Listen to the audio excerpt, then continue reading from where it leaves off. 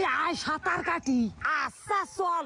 ওই আসিফ তোর মায় আইতাছে রে। ও আল্লাহ আল্লাহ গো, এখন আমি কি করি? আমারে তো মারবো।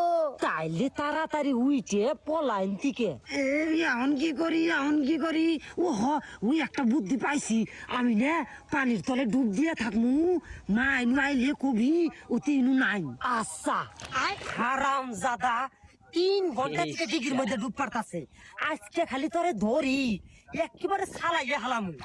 ওই বেশিক্ষণ তো থাকবার পাইলাম না রে, দম বন্ধ হইয়া আহে। এই যাই না, এক কথায় ডিগি থেকে ওঠ। যদি খালি আমি নাইমে তোরে ধরি রে, একেবারে গাছের হাতে লটকামু। মা উঠলি যদি তুমি মারো। না মারমু না, ওঠ। না আমি জানি তুমি মারবা। এই কই রে মারমু না, ওঠ।